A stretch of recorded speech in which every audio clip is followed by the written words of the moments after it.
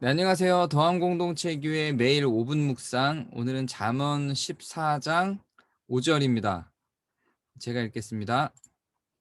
신실한 증인은 거짓말을 아니하여도 거짓 증인은 거짓말을 뱉느니라. 아멘. 오늘 요절은 자세히 보면 조금 이상한 표현이 있어요. 신실한 증인은 거짓말을 아니한다. 이건 맞죠? 근데 뒤에 거짓 증인은 거짓말을 뱉느니라. 좀 이상하지 않아요?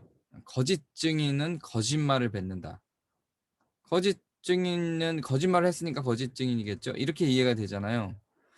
근데 여기 사용된 거짓 증인의 거짓과 뒤에 거짓말의 거짓이 다른 단어입니다.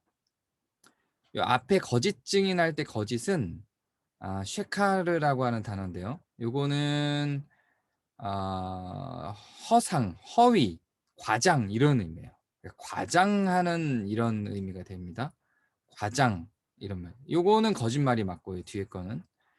자, 그리고 이중언어를 쓴 게 또 있어요. 여기 앞에 신실한 증인의 증인과 거짓 증인의 증인도 이 애드라는 단어인데 요건 두 가지 의미가 있어요. 애드가 반복하다라는 의미도 있고요. 또 하나는 증인이라는 의미가 있어요. 근데 어 여기 둘 다 증인으로 번역을 했는데 둘 다 증인 같지가 않아요. 제가 볼 때는요. 그리고 몇몇 주석가들도 "둘 다 증인 같지 않다. 증인이 아닐 수 있다." 이렇게 설명한 주석가들이 있는데 저도 거기에 좀 동의를 합니다. 앞에 있는 증인은 증인이 맞는데 뒤에 있는 증인은 반복이라는 의미를 갖고 있는 표현을 쓴 것 같아요. 그래서 요 저자가 말장난을 좀 한 거예요, 같은 단어를 가지고.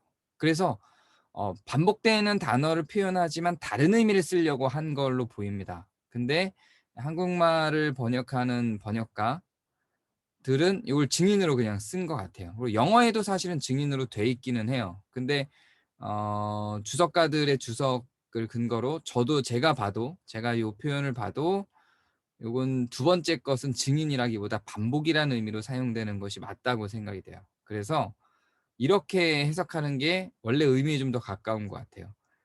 신실한 증인은 거짓말을 아니하여도 여기까지는 맞는데요. 요 앞에 거짓 증인의 거짓은 거짓이 아니라 과장에 가까운 표현이라 그랬죠. 반복적으로 과장하는 사람은 이렇게 가는 거예요.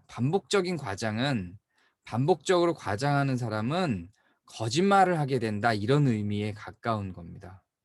그래서 결과적으로는 요렇게 되는 겁니다. 신실한 증인은 거짓말을 아니하여도 여기까지는 맞는 건데 과장을 반복하는 사람은 요 증인과 반복이 같은 단어예요. 그래서 증인으로 해도 되지만 여기서는 반복하는 걸로 하는 게 맞다는 생각이 드는 거고요.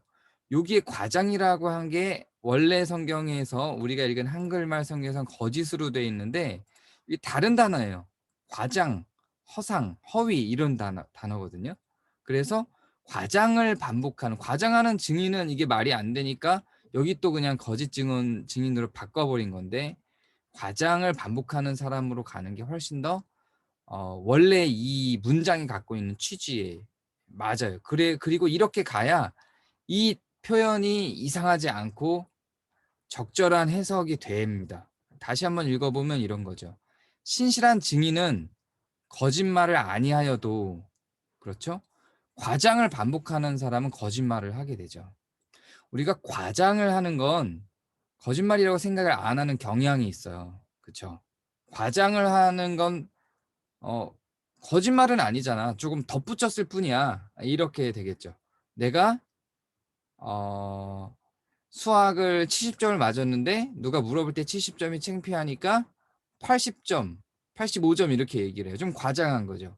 그래서 이런 방식으로 삶을 계속 사는 거예요. 그런데 그 사람은 과장이 찔리지 않은 채로 반복되다 보면 그게 거짓말이 된다는 거예요, 결국은. 결국은 거짓말도 아무렇지도 않게 할 수 있는 단계로 간다는 의미를 담고 있는 문장입니다.